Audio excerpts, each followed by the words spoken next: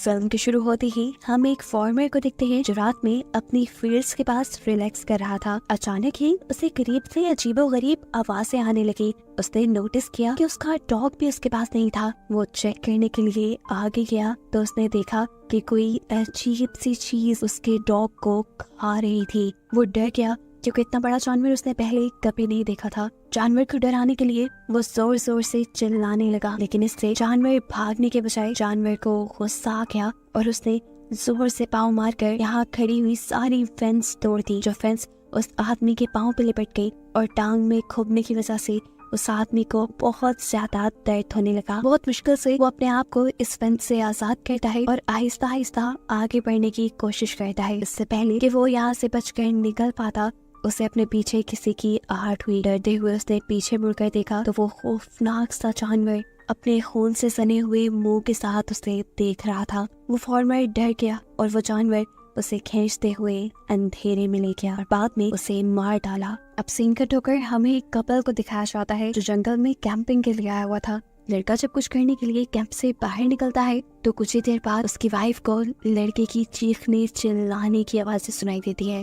पहले तो उसे लगा कि उसका हस्बैंड उस पर प्रैंक कर रहा है, लेकिन गुजरते हर सेकंड के साथ साथ वो आवाज़ें और भी खतरनाक होती गई और उसके हस्बैंड की चीखने की आवाज़ों में उसे किसी चीज़ के गुर्राने की आवाज़ें भी सुनाई देने लगी। डरते हुए लड़की अपना थोड़ा सा कैंप खोलती है तो एकदम से उसके हस्बैंड की कटी फटी लाश उसकी गोद में आकर गिर जाती है। इसे देखकर उसका दिल खराब हो गया और उसने उल्टी भी कर दी। उसे समझ नहीं आ रहा था कि उसके साथ हो क्या गया है और खुद अब वो करे क्या। इससे पहले कि वो यहाँ से भागने का कोई प्लान बना दी, वो क्रिएचर, वो बड़ा सा जानवर अपने खून से सने मुंह के साथ उसके ऊपर भी हमला करके उसे भी मार देता है। उसके चिल्लाने और जानवर के गुर्राने की आवाज दूर दो आदमी भी सुन रहे थे जो कि कैंपिंग करने के लिए जंगल में आए थे। ये लोग अब उस चीज को चेक करने के लिए इन कैंप्स के करीब आते हैं तो इन्हें यहाँ पे एक बहुत बड़ा बोर यानी एक बहुत बड़ा पिग दिखाई देता है। उस आदमी को लगा कि शायद उसे हेलुसिनेशंस हो रही है। इतना बड़ा पिग उसने आज से पहले कभी नहीं देखा था। वो अपने फ्रेंड से कहता है, मुझे लग रहा है मैं कुछ ज्यादा ही ड्रंक हूँ क्योंकि मुझे वहाँ पर एक बहुत बड़ा एक जाइंट पिग दिख रहा है। ये सुनकर उसका दूसरा दोस्त उसके हाथ से उसकी शॉटगन ले लेता है और देखकर अपने दोस्त को ये कंफर्म करता है कि वहाँ पे एक जाइंट पिग यानी बोर ही है। उसने पिग को निशाना लगाने के लिए जैसे ही शूट किया तो उसका निशाना चूक गया क्योंकि उसकी नजर कमजोर थी और अगली मर्तबा देखने पर वो पिग बाहर रहा भी नहीं था। पिग के जाने के बाद ये लोग भी उस टैंक तक जाते हैं जहाँ जाकर इन्होंने देखा कि कपल की कटी फटी लाशें पड़ी थी जिनकी हालत उस पिग ने की थी और ये दोनों अब मर चुके थे। यहाँ का बाकी सामान देखते हुए केन को लगता है कि यहाँ पर 4 लोग होंगे और जरूर बाकी 2 कहीं भाग गए होंगे। वो अपने दोस्त ब्लू से कहता है, तुम जाओ जाकर शहर से मदद मांग के लाओ, मैं यहाँ पर रहकर बाकी सर्वाइवर्स को ढूंढता हूँ। टाउन की तरफ वापस जाते हुए ब्लू को अपने इर्द गिर्द से अब अजीबोगरीब आवाजें आने लगी थी। जैसे ही उसने डर कर पीछे देखा तो अब उसे वो बड़ा सा पिग अपनी लालची खूनखार नजरों से घूर रहा था। ये आदमी जान गया था कि अब वो नहीं बचेगा, इसीलिए वो टेंशन में भागने के बजाय वहीं पे रुक जाता है और वो पिग एकदम से उसके ऊपर हमला करके उसे मार डालता है। अब यही जंगल में हमें एक और कपल को दिखाया जाता है जिनके बारे में केन ने अंदाजा लगाया था कि यहाँ पर एक और कपल भी होना चाहिए। ये दोनों एक दूसरे को डरावनी स्टोरी सुनाकर एंटरटेन करने की कोशिश कर रहे थे, लेकिन तभी उनकी कहानियाँ हकीकत में बदल गई जब उन्हें अपने करीब से किसी के गुर्राने की आवाजें आई।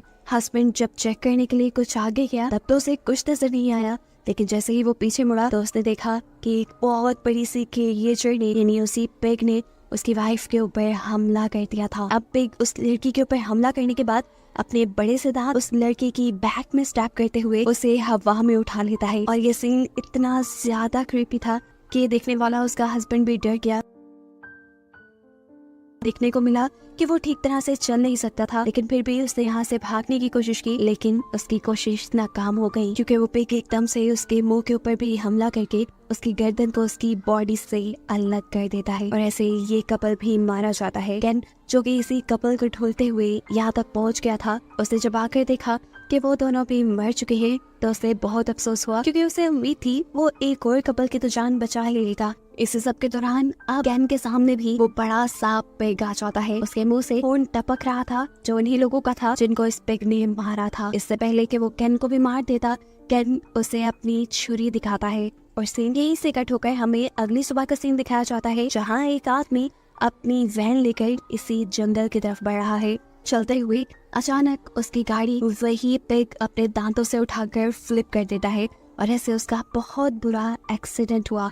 इस गाड़ी के एक्सीडेंट की आवाज दूर तक फैली और हमें दिखाई दिया कि जो भी इस कार में था उसकी सिस्टर की फैमिली यही करीब कैंपिंग करने के लिए आई हुई थी और वो ये बात जान गए कि जरूर ये उसकी भाई की कार का एक्सीडेंट हुआ है। इस आदमी का नाम था बर्नी। अब वो लड़की अपने हस्बैंड और अपने सन इन लॉ को अपने भाई की खबर लेने के लिए भेजती है। देखने को मिलता है कि बर्नी को ज्यादा चोट नहीं आई थी, लेकिन उसकी कार का बहुत बुरा हाल हो गया था और उसकी कार के पीछे उसे कुछ बाल भी नजर आ रहे थे, जिसका साफ मतलब था कि उसकी कार पर किसी जानवर ने हमला किया था। वो इस कार से बाहर निकलना चाह रहा था, लेकिन उसका डोर बहुत बुरी तरह बंद हो गया था, इसलिए मुश्किल से पाँव मार मार कर वो अपनी कार को खोल देता है। बर्नी काफी गुस्से में था। वो अपनी गाड़ी से अपना वेपन निकाल कर उसे लोड करता है ताकि वो उस जानवर को मार सके जिसने उसकी कार को हिट किया था। यहाँ पर वो जो दो लड़के बर्नी को ढूंढने के लिए आ रहे थे, एकदम से उनके सामने वो पिग आ गया। डरने के बजाय ये दोनों ही हैरानी से उस पिग को देखने लग जाते हैं। एकदम से वो लड़का नोटिस करता है कि वो बोर यानी बड़ा पिग, उसकी आंखों में खून उतरा हुआ है, यानी वो किसी भी वक्त इनको नुकसान पहुंचा सकता है। डरते हुए वो लड़का अपने फादर इन लॉ को उस पिग की तरफ फेंकते हुए वहाँ से भाग जाता है और वो पिग बड़े ही बेरहमी से उस आदमी का सर अपने मुंह में लेते हुए उसका सर उसकी बॉडी से अलग कर देता है। दूर से आते बर्नी ने ये सारा नजारा अपनी आंखों से देख लिया था। वो उस पिग को भी देख चुका था और जल्दी से वो इस पिग के ऊपर निशाना लगाता है और गोली ठीक जाकर पिग को लग जाती है। अब यहाँ वो लड़का जो अपनी फादर इन लॉ का खतरे में डालकर वहाँ से भाग आया था, दूर से ही वो चिल्लाते हुए अपने फियांसी और उसकी मॉम को कहता है, भागो यहाँ से, भागो, यहाँ खतरा है। लेकिन कोई उसकी बात भी यकीन नहीं करता। वो लड़की उसे अपने डैड के बारे में पूछती है। वो लड़का बताता है कि उसके ऊपर एक बहुत बड़े बॉर ने हमला कर दिया है और वो मर गया है। लेकिन यहाँ ये दोनों खड़ी हुई हंस रही थी क्योंकि उन्हें लगा कि वो लड़का मजाक कर रहा है। लेकिन अगला ही सेकंड उनका ये ख्याल बदल गया क्योंकि पिग भागते हुए आकर उस लड़के को अपने मुंह में पकड़ते हुए वहाँ से भाग जाता है और वो लड़का उसके मुंह के अंदर ही मारा जाता है। ये सीन इतना खतरनाक था कि ये लोग पागल हो गए। वो लड़की अपने फियांसे की मौत देखकर बहुत ही ज्यादा परेशान हो चुकी थी। उसकी मॉम उसे यहाँ से ले जाने की कोशिश करती है, लेकिन जब वो नहीं जाती तो ठीक वक्त पर बर्नी यहाँ आकर इन तीनों को यहाँ से ले जाता है। वक्त बहुत कम था। अपनी जान बचाने के लिए बर्नी ने एक आइडिया सोचा और नदी को पार करते हुए फील्ड्स के दूसरी साइड पर जाने का डिसाइड किया, जहाँ दूसरी साइड से टाउन जरा करीब था। लेकिन वो जानता था कि वहाँ के रास्ते से भी टाउन तक पहुँचने में रात हो ही जाएगी। ये लोग भागते रहते हैं अपनी जान बचाने के लिए। बर्नी को ये लग रहा था कि उस बोर यानी उस बड़े से पिग को पानी से डर लगता होगा, लेकिन वो ये नहीं जानता कि ये पिग कितना खूनख्वार है। रात के अंधेरे में वो इन्हें दोबारा ढूंढ लेता है, जहाँ एक और मर्तबा उसे अनएक्सपेक्टेडली देखकर इन सब की जान निकल जाती है और वो बोर इनके एक साथी के ऊपर हमला करके उसे खा जाता है। वो तो मर गया था, लेकिन इन्हें भागने का मौका मिल गया। बर्नी की बहन अपने बेटे की मौत से बिल्कुल टूट रही थी, लेकिन बर्नी उसे जबरदस्ती लेकर भागता है और यहाँ उनकी किस्मत चल जाती है। करीब ही उन्हें एक लकड़ी का बना हुआ शेल्टर मिल जाता है, जिसके अंदर जाकर ये लोग थोड़ा सा सुख का सांस देते हैं। यहाँ पर आकर बर्नी की बहन और उसकी बेटी दोनों ही टूट चुके थे, क्योंकि अब तक उन्होंने अपने 3 खास लोगों को खो दिया था इस ट्रिप में।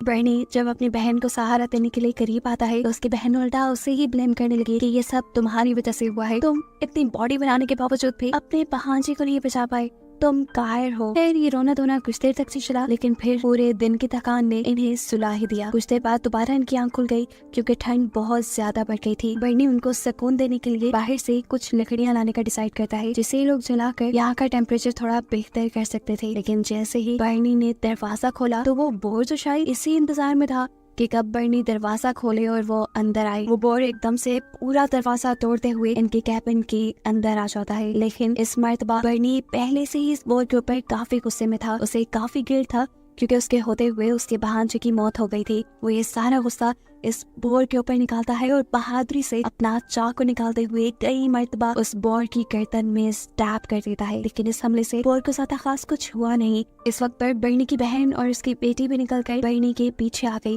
बर्नी ने उनसे कहा, भागो यहाँ से, मैं बोर को तुम्हारे पीछे रोकूंगा। ये सुनते ही वो दोनों यहाँ से भाग जाती हैं और बर्नी एक और मर्तबा उस बोर पर हमला करता है। लेकिन इस मर्तबा इस बोर ने भी अपनी सारी ताकतें दोबारा इकट्ठी कर ली थी, क्योंकि इस मर्तबा वो बर्नी को अपने दांतों के जरिए उठाकर दूर फेंक चुका था। इस हमले की वजह से बर्नी का चाकू भी गुम हो चुका था और अब उसके पास कोई वेपन नहीं था इस बोर से लड़ने के लिए। बर्नी हिम्मत नहीं हारता और उठकर जोरदार पंच उस बोर को मारता है, जिसके जवाब में बोर उसे उठाकर उसी कैबिन के अंदर फेंक देता है। जिस छोटे से कैबिन के अंदर बर्नी पहले छुपा हुआ था, अब पिग उसके ऊपर आ चुका था और उसे बस मारने ही वाला था। लेकिन यहाँ पर बर्नी ने अपनी सारी ताकतों को जमा करते हुए जहानत से उसके नीचे से निकल आया।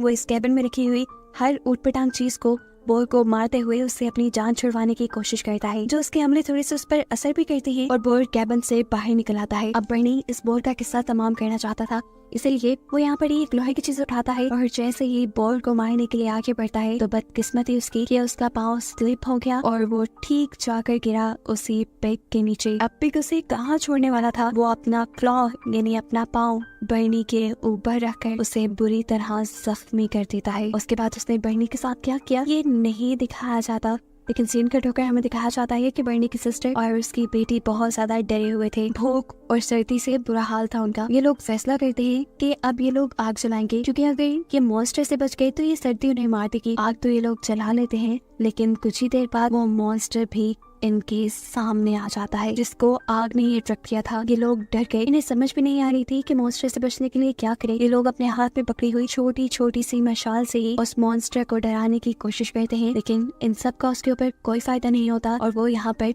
बर्नी की बहन की टांग पकड़ लेता है। इससे पहले कि अब ये बोर इन दोनों को मार देता, दूर से एक तेज रोशनी इन सब की आंखों को धुंधला कर देती है। बोर भी उसी रोशनी की तरफ देखता है और वो रोशनी तेजी से आकर उस बोर को हिट कर देती है। हमें पता चलता है ये एक कार थी जिसने इन लड़कियों की जान बचाने के लिए उस बॉल को आकर हिट किया था। इस लड़की का नाम था साशा, जो कि मूवी के शुरू में दिखाए जाने वाले ओल्ड मैन की बेटी थी और वो अपने डैड को ही ढूंढने के लिए इस टाइम यहाँ आई थी। देखने को मिलता है कि वो बोर अब खड़ा नहीं हो पा रहा था, क्योंकि इस हमले की वजह से उसके जिस्म की कई हड्डियां टूट चुकी थी, लेकिन वो अभी भी जिंदा था। तब बर्नी की सिस्टर अपनी फैमिली मेंबर्स की मौत का बदला लेने के लिए साशा की कार से एक गन निकालती है और धड़ाधड़ का ये फायर उसके ऊपर कर देती है, लेकिन ये बोर अभी भी नहीं मरता। तब उसकी बेटी उसके हाथ से गन लेती है और एक निशाना उस बोर की आंख पे लगाती है। इसके बाद हमें देखने को मिला कि वो बोर गिर चुका था, उसने हिलना बंद कर दिया था, शायद वो मर गया। ये लोग अब और खतरा मोल नहीं ले सकते थे। जल्दी से ये लोग साशा की कार में बैठते हैं